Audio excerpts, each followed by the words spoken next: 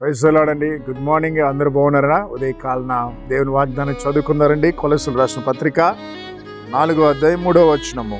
ప్రార్థన యందు నిలకడగా ఉండి కృతజ్ఞత గల వారై దాని యందు మెలకుగా ఉండి. ప్రియులారా, మనము ప్రార్థనలో మెలకుగా ఉండాలి, క్రమంగా ఉండాలి, కృతజ్ఞతలో మెలకు కలిగి కృతజ్ఞతలు చెప్పాలి. ఉదయాన్నే లేచిన వెంటనే నీవు ప్రార్థనలో అది కావాలి, ఇది కావాలనైనా, అది జరగలేదు ప్రభా, ఇది జరగలేదునైనా అని చెప్పకండి.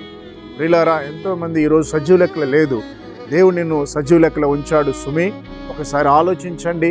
ఒకవేళ నువ్వు ఎంతసేపు నిరాశతో, ఎంతసేపు జరగలేదు అని నిరాశపడ్డం కన్నా కూడా, దేవా ఎంతోమంది ఈరోజు సజీవ లెక్కలు లేదునైనా నన్ను ప్రాణంతో పెట్టావు, నీ కృతజ్ఞతలు నా ప్రభా. మీకున్నటువంటి కనీసం భోజన వసతి కూడా చాలామందికి ఒక పూట భోజనం తినలేని వారు కూడా చాలామంది, లక్షల మంది, కోట్ల మంది ఉన్నారండి. అందుని బట్టి దేవునికి కృతజ్ఞత. ప్రభా, నాకైతే ఈ చక్కటి ఆహారం ఇచ్చావు, నీ కృతజ్ఞతలు నా ప్రభా. కొంతమంది మీకు కనీసం నివసించడానికి ఇల్లైనా ఉందండి. కొంతమంది నేను రోడ్డు మీదకి వెళ్తున్నప్పుడు ఆ రోడ్డు పక్కన పట్టలతో డేరాలు వేసుకొని అక్కడ నివసిస్తున్నప్పుడు వారిని చూసి నా హృదయం చలించిపోయిందండి. దేవా, నువ్వు ఎంత గొప్ప దేవుడు నా ప్రభా. నిజంగానే నాయనా మాకైతే నీడనిచ్చావు. వాళ్ళు చూడైనా ప్రభా, నీకు నిజంగానే కృతజ్ఞత చెప్పాను. కాబట్టి మనం ఎప్పుడు కూడా మన జీవితంలో దేవునికి కృతజ్ఞత చెప్పాలండి. మీరు ఎప్పుడైతే దేవునికి హృదయపూర్వకంగా దేవుడు చేసిన మేలుని జ్ఞాపకం చేసుకుని కృతజ్ఞతలు చెప్తారో, దేవుడు ఆటోమేటిక్గా మీకు మేలు చేస్తాడు. ఒకవేళ మీ జీవితంలో జరిగిన దానికి కృతజ్ఞతలు చెప్పకపోతే, ఆయన మీరు కష్టాలు ఉన్నప్పుడు మీకు సహాయం చేయడండి. మీరు ఇబ్బందులు ఉన్నప్పుడు ఆయన మీకు తోడుగా ఉండడు. కాబట్టి దేవుడిని జీవితంలో ఎన్నో మేలు చేశారు కదమ్మా, వాటిని మర్చిపోవద్దు. అయ్యలారా, దేవుడు మీ జీవితంలో ఎన్నో మేలు చేశాడు. మంచి ఉద్యోగాన్ని ఇచ్చాడు అమ్మా, నీకు ఒక మంచి బిడ్డల్ని ఇచ్చాడు.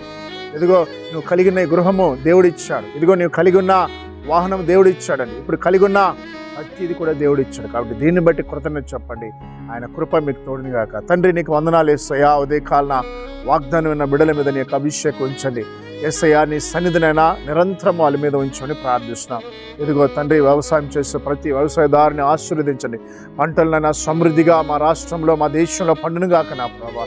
ఇదిగో నా ప్రభా, ఎంతోమంది నైనా ఆయా ఉద్యోగం నైనా కొరకునైనా ఎదురు చూస్తున్నారయ్యా. ఈ నెలలో వారికి నైనా మంచి ఉద్యోగాలు దయచునైనా, వివాహం కొరకు నైనా కనిపెడుతున్నారా. ఈ నెలలోనైనా వారికి శుభకార్యములు జరుగునుగాక నా ప్రభా. ఇది కాలన ప్రభా, వాగ్దానం ప్రతిరోజు వింటున్న బిడ్డలు, వారి కుటుంబాలను ఆశీర్వదించండి. వారి పిల్లలకి చక్కటి ఆరోగ్యం ఇవ్వండి నా ప్రభా. ఎంతోమంది జ్వరముతో బాధపడుతున్న వారిని స్వస్థపరచమని యేసు నామములో ప్రార్థిస్తున్నాం తండ్రి. ఆమేన్.